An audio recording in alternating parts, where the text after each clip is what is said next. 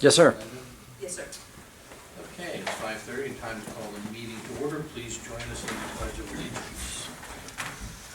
I pledge allegiance to the flag of the United States of America and to the republic for which it stands, one nation, under God, indivisible, with liberty and justice for all. We have the minutes for the July 25th and July 27th meetings. Is there a motion to approve the minutes as presented? So moved. Second. Mr. Mearsclaw? Yay. Mr. Wade? Yay. And under fiscal business, we have the fiscal officer's report. Linda? The board's received their monthly updated appropriation and revenue status report, as well as the fund status report, and I'm just gonna read into record that we have $11,603,742.39, and I think that is just about it. Okay. And we have the current bills to pay. We have had a chance to take a look at the bills, and I see there's some additionals from today. Yes, sir. There's 7 additional. All right. Anybody have any questions about the current bills? Hearing none, is there a motion to pay the bills as presented? So moved. Second. Mr. Mearsclaw? Yay. Mr. Wade? Yay. And we have the 2017 tax budget amendment. If I could offer just a short explanation. When I submitted and the board originally voted on it back in June, I had left out the 2,900 special accounts. For some reason, I was under the impression they didn't need those. They do need those. We show 0 revenue and 0 expenditures in all those accounts, but they still want to approve those at the budget commission meeting. So if you would indulge me by approving that, I appreciate it. Okay, so motion to approve 4874. So moved. Second. Mr. Mearsclaw? Yes. Mr. Wade? Yeah. Anything else from fiscal business at this time? Just, there is no resolution with that. The 4874 actually goes with the supplemental and reallocations of appropriations, but it's fine. All I needed was an up and down vote, so you gave it to me, thank you. All right, then take out that resolution. Okay, and then we do have draft resolution 4874, a resolution amending the permanent appropriation resolution with supplemental and reallocation of current appropriations. It's a mouthful. Anything you particularly want to tell us about that? No, Just housekeeping. yeah, moving some money around, and one of the funds was short from when we moved. So I'm reallocating back the money that was originally put in, but because of the way Linda's system, to get the money in there, we have to supplementally add a portion of that. There's no new money, but Absolutely. Well said. Okay.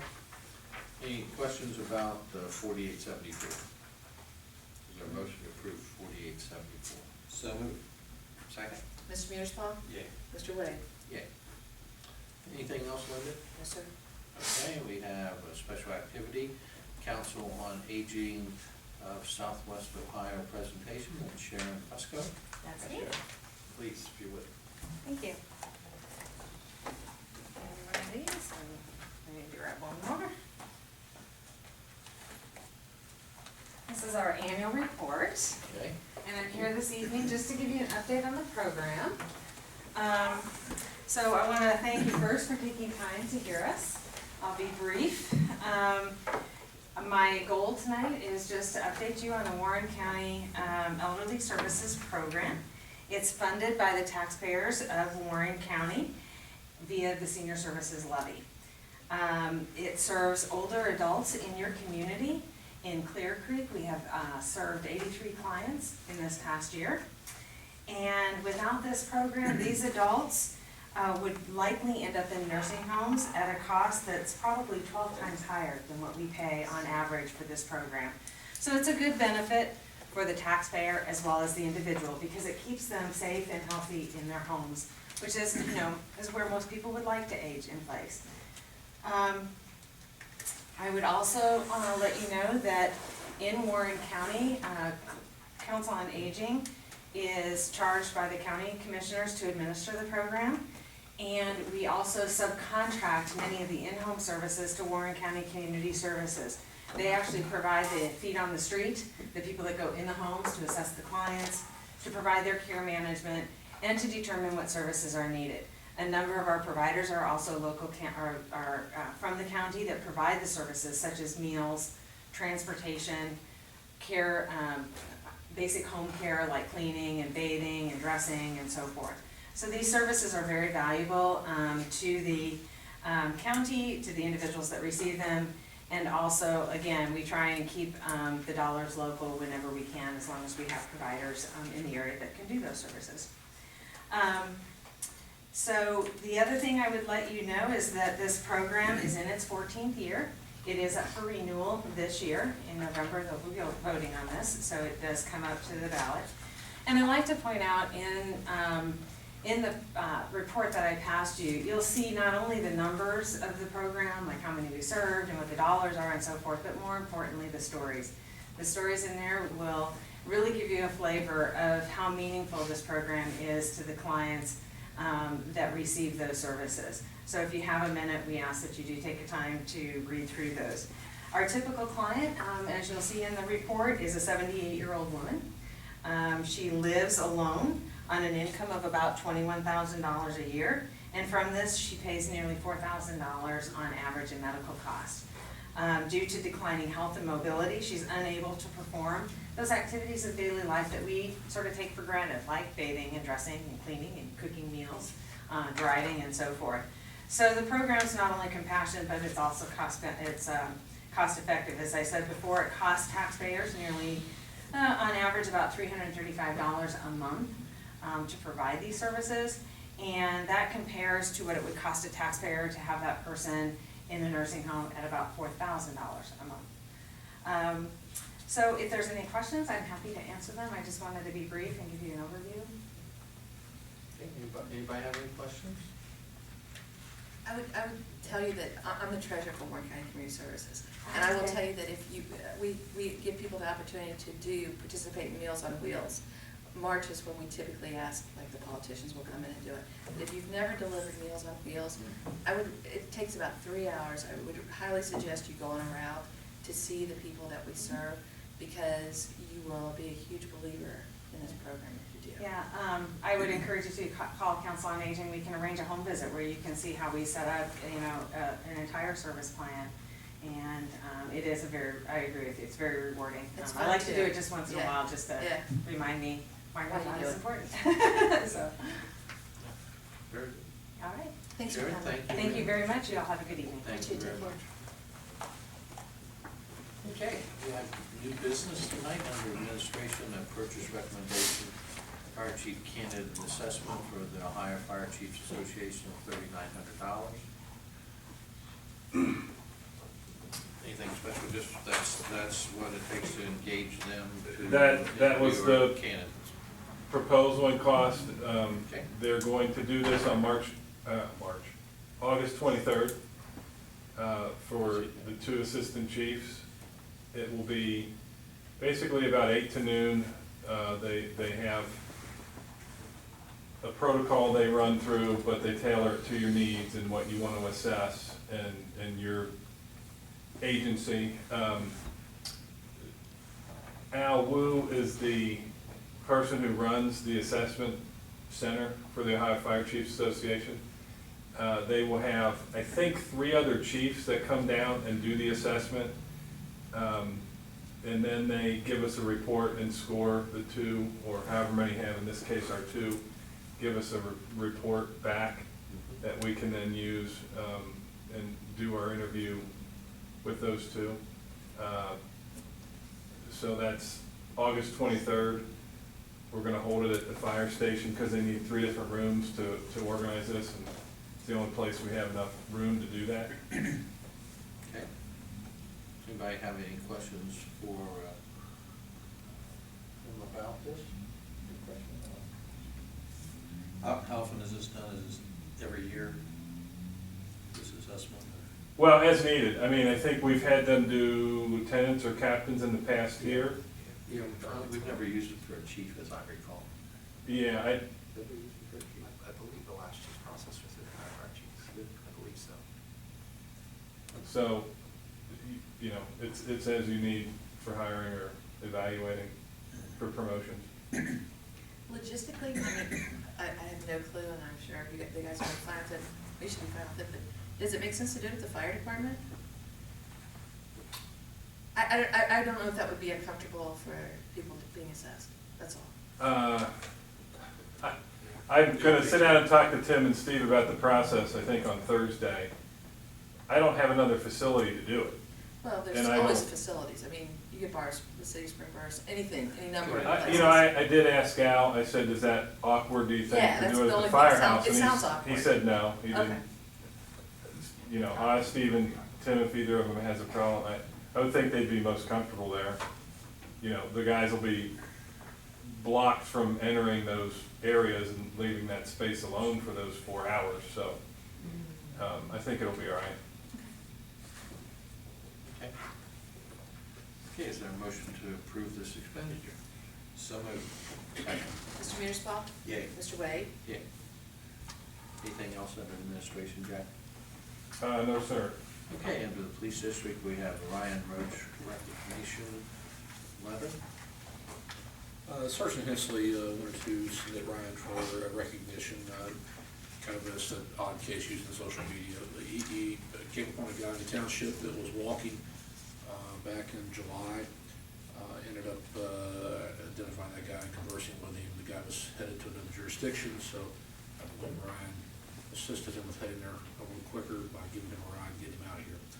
A couple days later, he noticed on Facebook that Mainville was looking for an individual and thought he recognized the guy.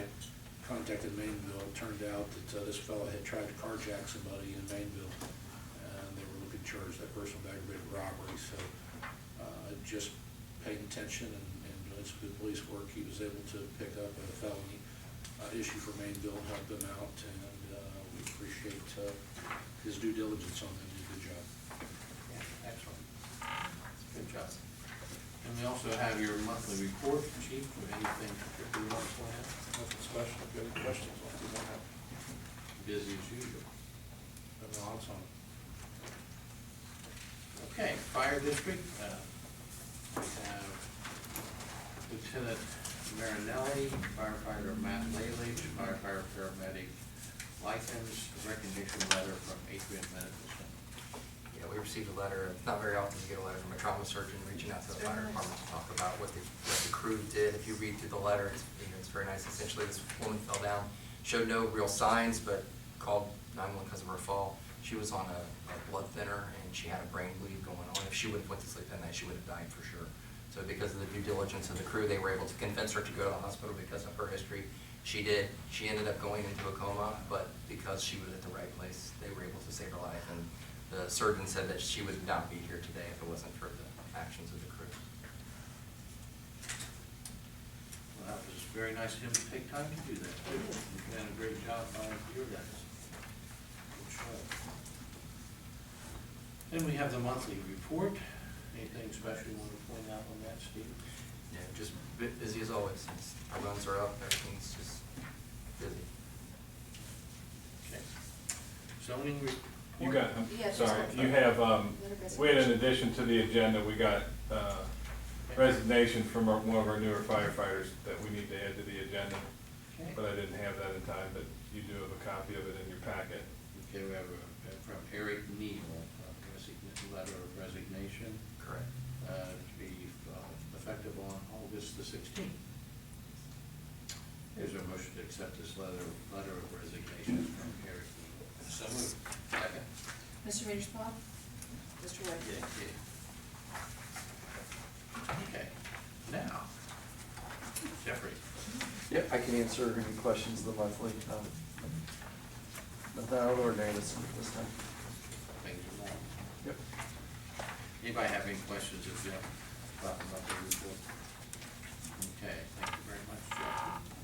And we have the road department, we have a purchase recommendation, Duro patch machine for crack filling from the Leader Machine Company Limited for $5,000. This is a rental for the month that we've been discussing, and I know Christina has been working hard on a spreadsheet. I'm not sure if that's in front of you guys or not. It is. She could probably answer more questions on it than I could. She's been working hard on it. I've just been giving her the information.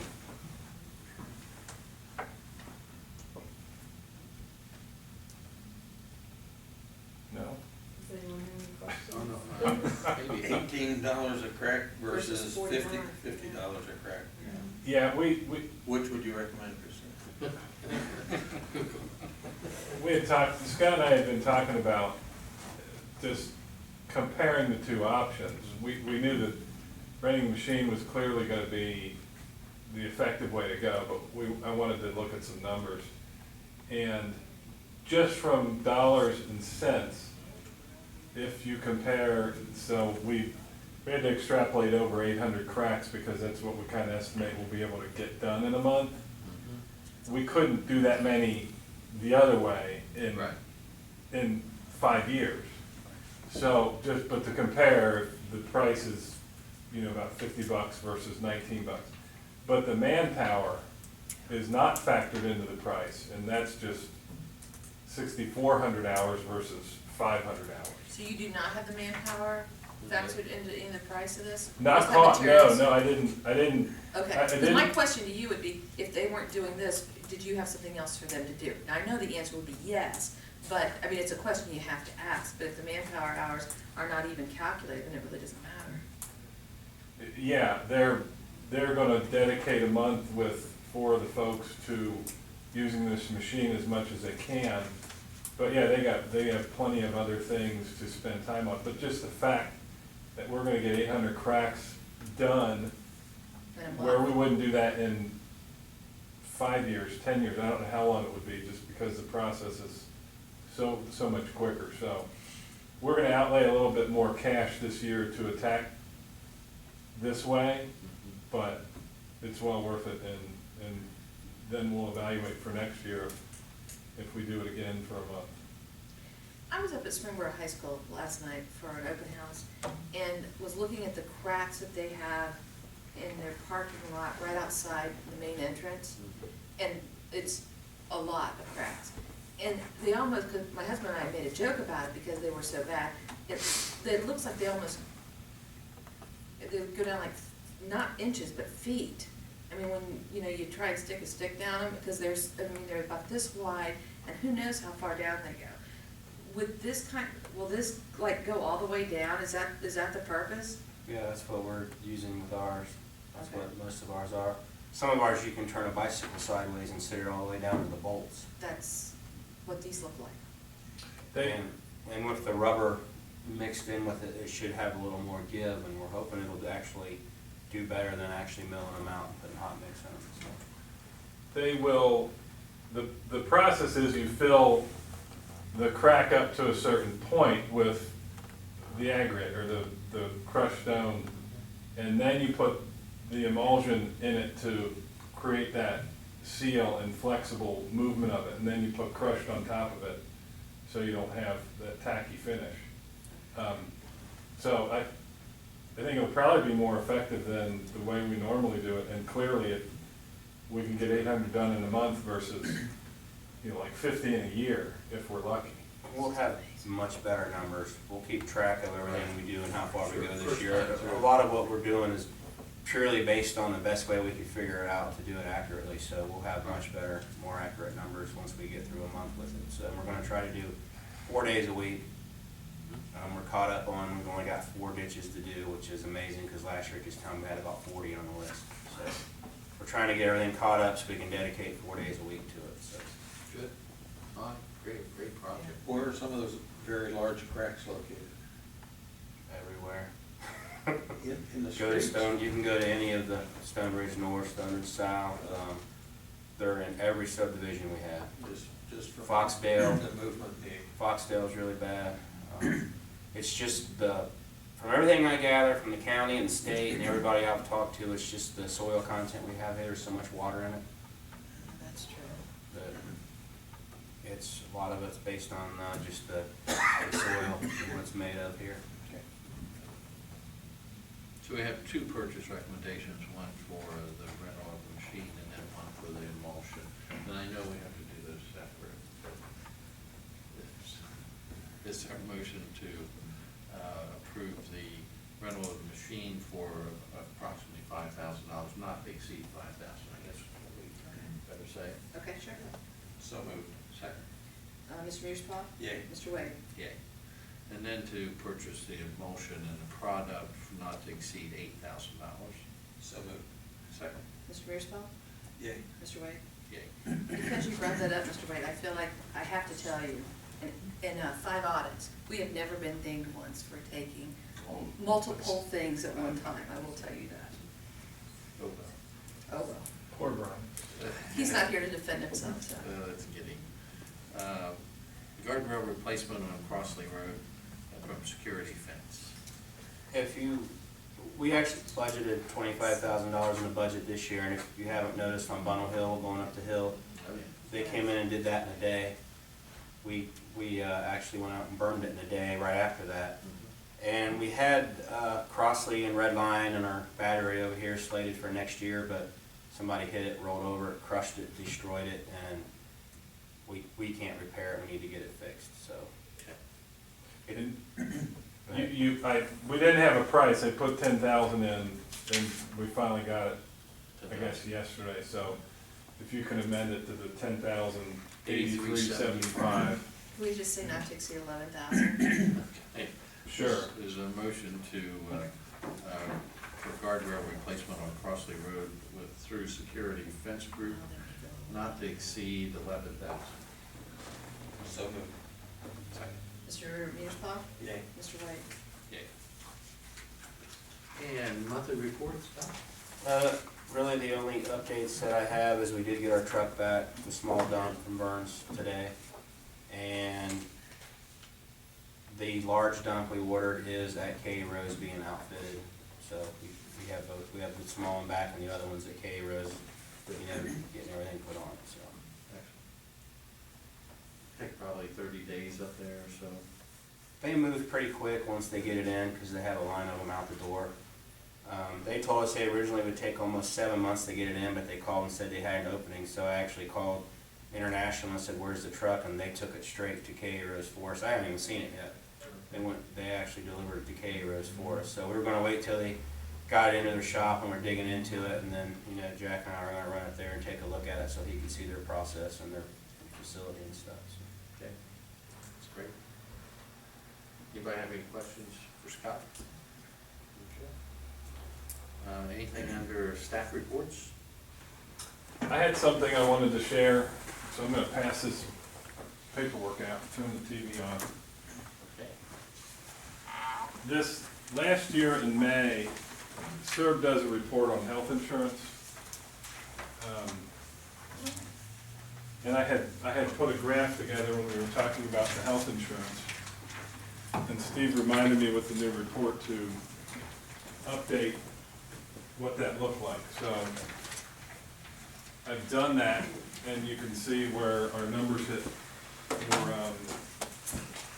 employee cost and then the premium cost compared to the rest of state, county, city, township, schools, colleges. So this is all the data CERB gathers. And we were kind of spiking on some of them, or well above the averages.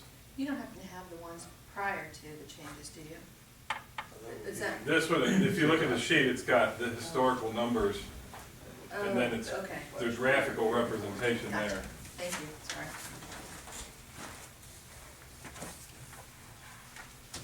Did you guys get one? Yeah. Oh, sure. So this one is the premium, the total premium cost, which for us would include, thank you, would include the 900, this is family. This is only graphing family because that's the bulk of what we have. And it's including the HSA contribution. Otherwise, the number would be way lower, but I didn't think that was fair to compare it that way. So we're still below the average for everybody, including the HSA contribution. And then the employee one, it kind of takes a roller coaster ride because we didn't have a contribution and then we did, and then it dropped again with the lower premium cost. So I just thought that was worth highlighting. Steve and I were talking about it, and picture says 1,000 words. This would probably be a nice thing to have on our website. Yeah, I mean, this is indicative of the spending. That's- You had some totals of the differences per year for premiums this year versus last year and maybe for employees? Yeah, I think 1568 was the difference between last year and this year for what you would contribute out of pocket for an employee, for a family. And again, we're talking family because that's the bulk and it's the majority of what we have.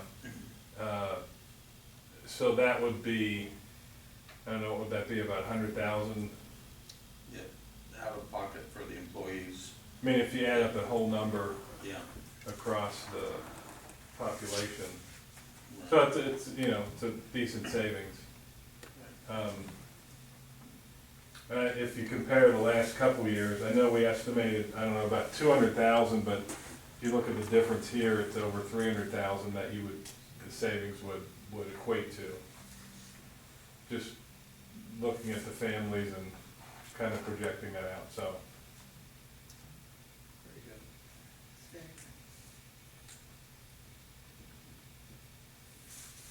good. Okay. Anybody have any questions about these graphs and information? Anything else under staff report? I have one thing, just, and maybe this is not the place to finish the discussion, but I kind of need to know, when we were up at National Night Out, which by the way, I thought was tremendous, I mean, I think it always is, but it seems like every year it seems getting smoother and people seem less stressed, our police officers that work on it, and I think they were actually having some fun doing it too, and I had people that were up there for the first time that just couldn't believe what a nice event it was, so congratulations to Chief and his staff and to Scott, because the park looked great. But we talked about this briefly up there, the music festival that's going to be up there, August 26th and 27th. There's going to be vendors selling food there.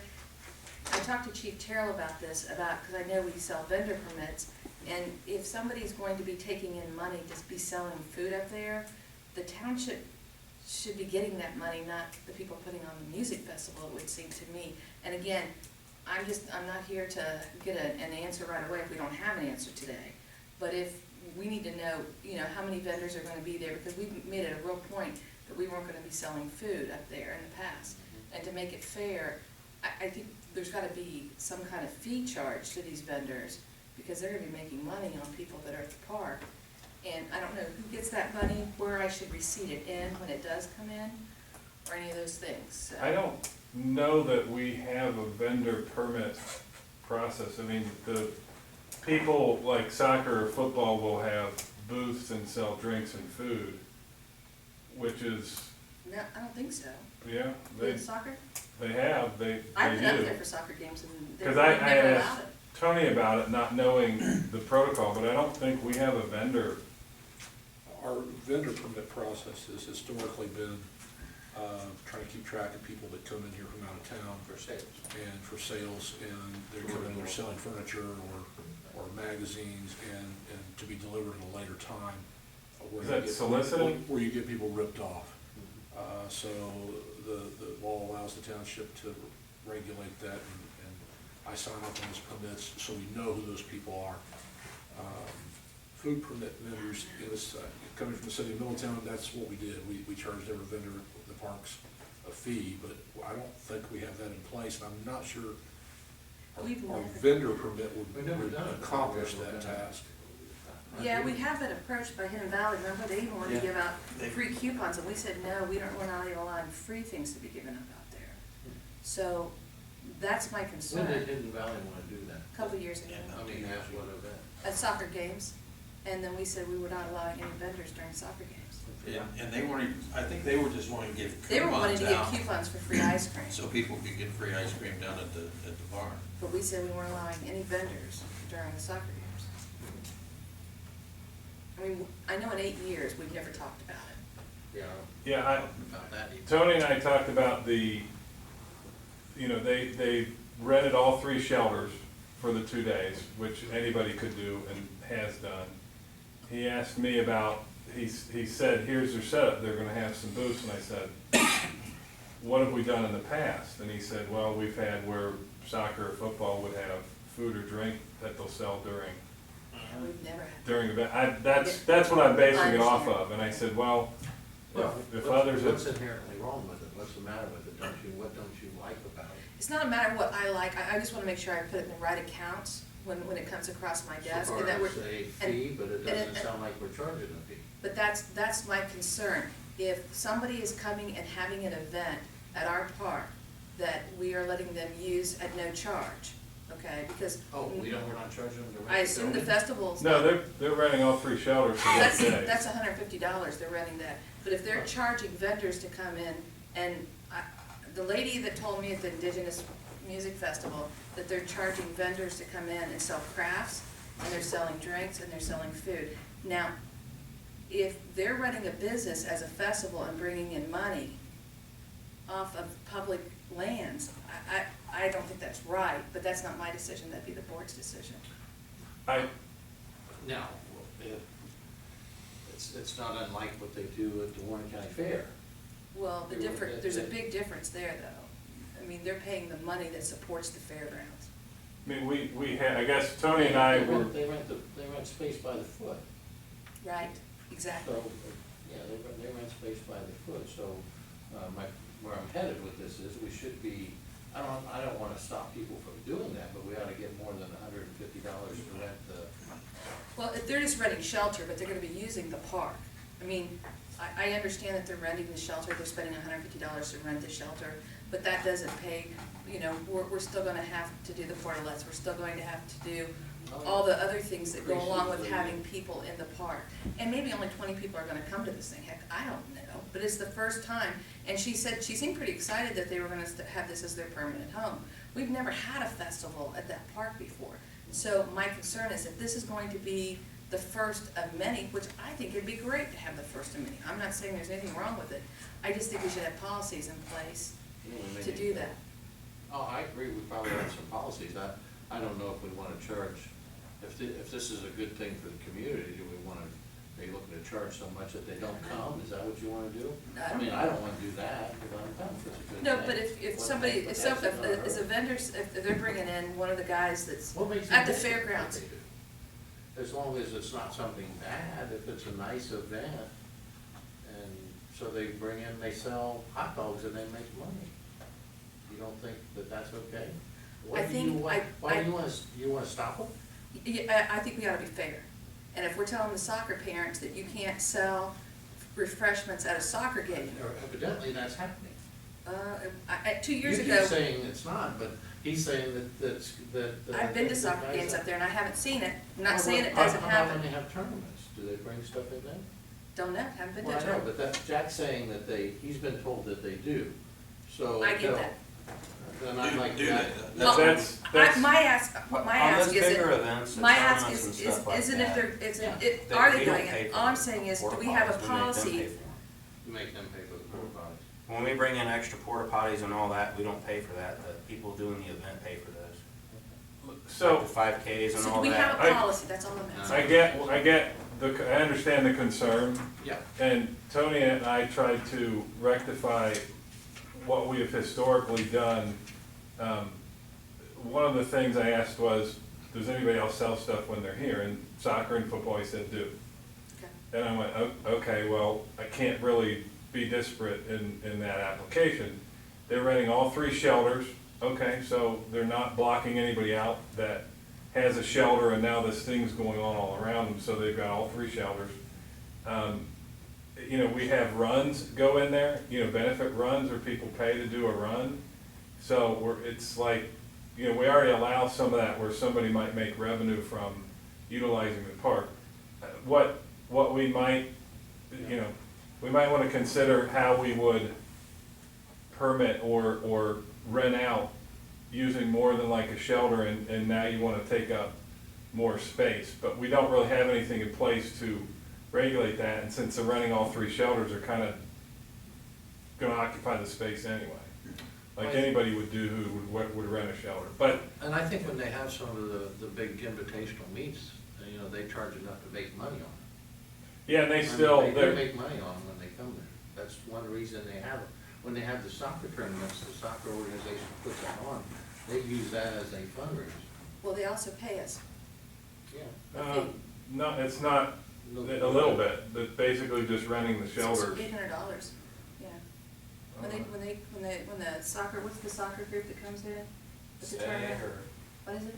Mr. Gabbard be the one to ask on the Yeah, tournaments. yeah, I The know. regular organization is just to say that's out there. No, There's it's two not, it's a others, too. special organization that Yeah. had a soccer tournament there last year. They paid for the use of the park for the weekend, a long weekend, maybe it was Labor Day weekend. I don't remember. Well, so much per day, I assume. I don't know. There was a Well, fee charged. if, having a policy is a good thing, no question about that. And if we think collectively that we need to charge more and get a cut of what they're making, I don't have any problem with that. Starting point is seeing what other Yeah, parks are doing. yeah. Yeah, see how some other parks are doing that. Yeah, and there's no charge to go, so the public's welcome at no cost.